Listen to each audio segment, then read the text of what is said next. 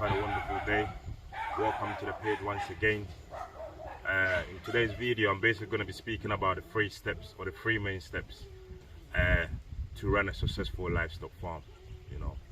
Goats, sheep, cattle, rabbits, poultry. The 3 main important steps to run a successful livestock farm. 3 main steps. The first step, when you're thinking about starting a livestock farm, the first step that you need to plan, you need to do your research about it, you need to have in place, is your management. Before you bring the animals or before you do any of that, you need to make sure that you got your management in check. You need to make sure that you have your caretaker. You need to make sure that you got a vet that's on hand 24/7. You need to make sure that your land is appropriate for the animals that you want to raise. You need to make sure that your structure is appropriate and it suits the animals that you want to raise. So to the beginning again, your caretaker or the person that's going to be looking after the animals, or your manager, you need to make sure that you pick the right person that's educated, that will be able to read and write. It's very important, because it's not every day that you're going to be on the farm.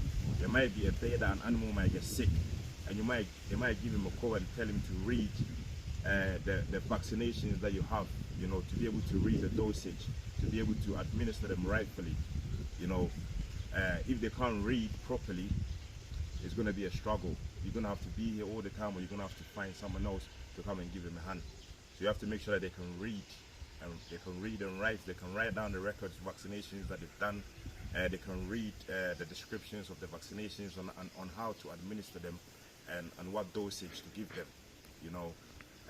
So your caretaker or your farm manager needs to be educated. Don't go take any random person from the village just because you're looking for someone to look after your animals. It's going to cost you in the wrong one, in the long run. You need to have the vet. You need to have your farm vet, available to you or your caretaker anytime, 24/7. And your vet also needs to know about what you're doing, needs to know about the kind of animals that you're raising or you're farming, needs to know about the right medications, because there's a lot of vets out there that will tell you that yes, they know what they're doing, but trust me, they don't. There's a lot of vets out there, they don't know what they're doing. They've done the studies, they've gone to uni, they've got the degrees and all of that, but books and being on the ground physically is 2 different things. Some vets got experience, they know what they're doing, some don't.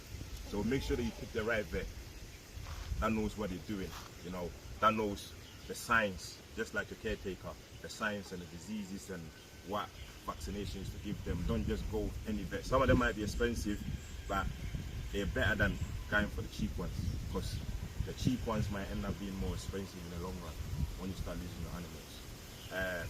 Your land needs to be suitable. Where we are in Ghana, there's certain places that you're not allowed to raise goats. There's a lot of places actually that you're not allowed to raise goats.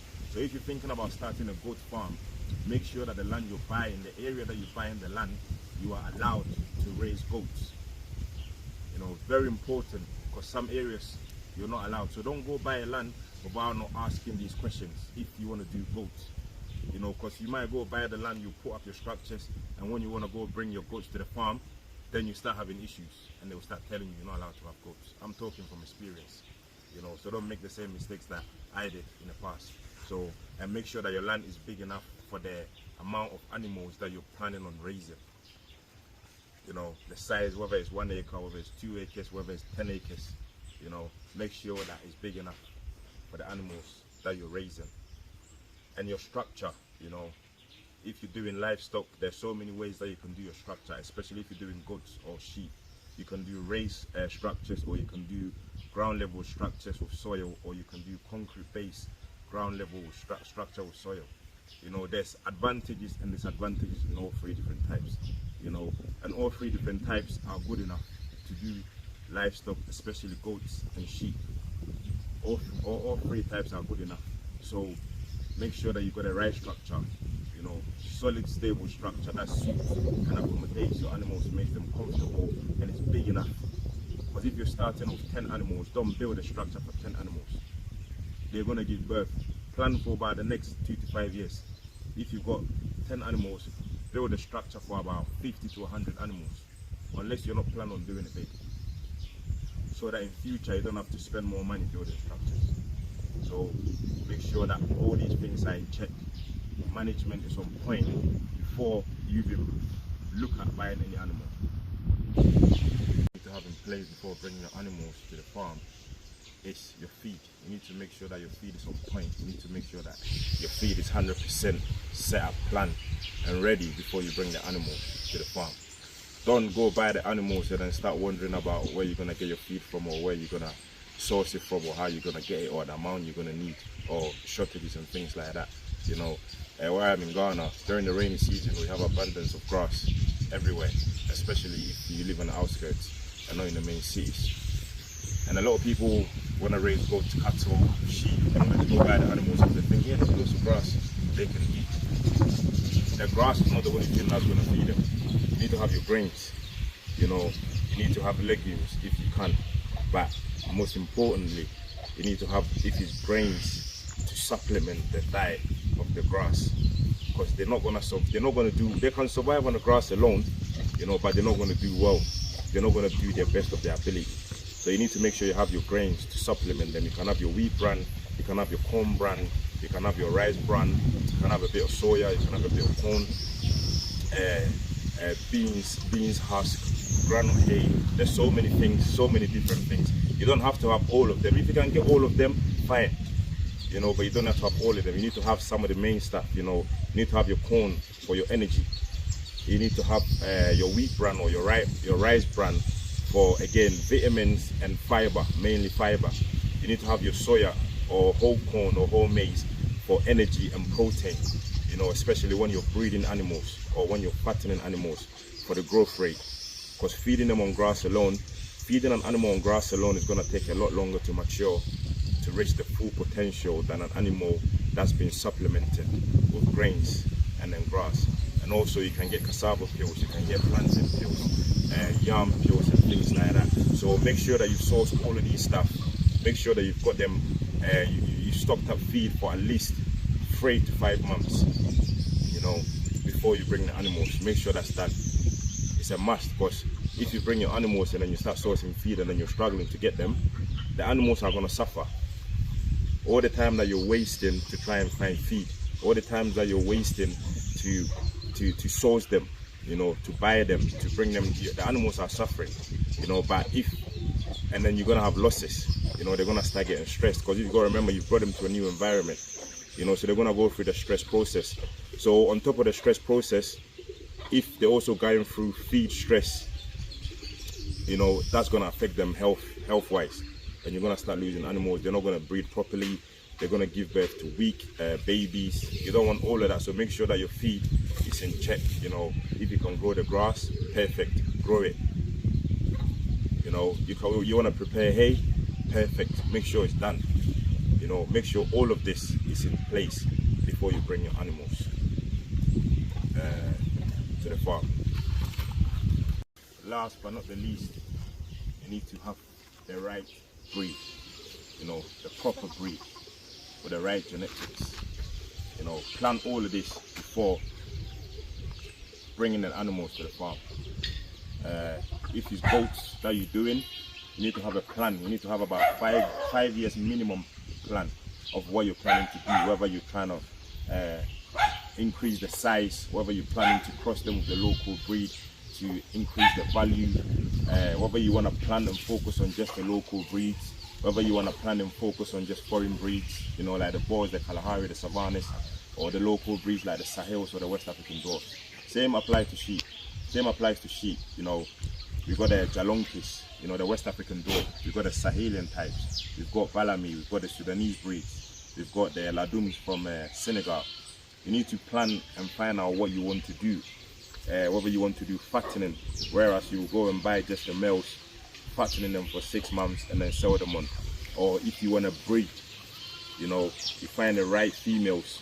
Or if you want to increase the size of the local breed slowly, like what we're doing, you find the local breed females, find some Balamis or some Sudanese females, and then look for a good quality ram for good size, whether it's Balami or the Sudanese. I won't advise you to use the local sheep, the local ram, to cross your local females, because they're small, they're tiny, and you're gonna have to be selling them in hundreds to make any sort of money, you know. So you want to keep the local females fine because they have their benefits too. You know, they've already adapted to our climate or environment, to a minimal feed that they get.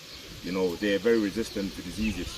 So you bring in a bigger ram, and then you improve their size, the growth rate, by the same time keeping hold of those genetic traits that the local ones have, which is the adaptability and the resistance to diseases. So make sure that you have your right breed. In sheep, you know, we got a Sudanese ram, very big, weighty, bit of slow grade, but they have good size on them. We got a Balami, again, good growth rate, good size on them, that can improve the local breeds. You have the Uda, again, good growth rate, good size on them. You have the Ladum, if you want to go more top class level, but that's more of a show breed than for meat. So you need to have all of this in check, whether you going to show them, you're going to breed them for meat, or you're going in just for fattening. Whereas you go to a farmer, you buy all the young males and you fatten them and you sell them on.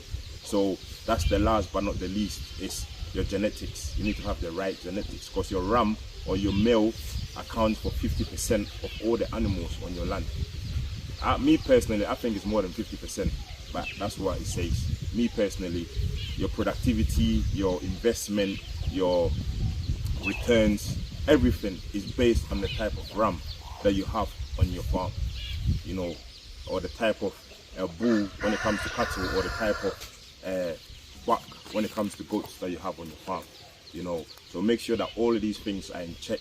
Make sure that you go and buy them from a right breeder that keep records. You know, I mention this all the time. They keep records. They can tell you 6 to 12 months records of the animal, you know, what injections they've been on, what they feed on, what they do well under, and what they've done, so that when you bring them to the farm, it makes it easier for you to fit their needs, so that it's easier for them to adapt and then to reproduce, you know. So the genetics is the last but not the least. Before, plan all of that before you bring any animal to your property. Thanks for watching this video. I hope it's been useful, and I hope someone has learned a thing or two from it. If I've said something wrong or something that I haven't said, kindly drop it in the comment section. Like I say, we all learn. I learn, you learn, you know.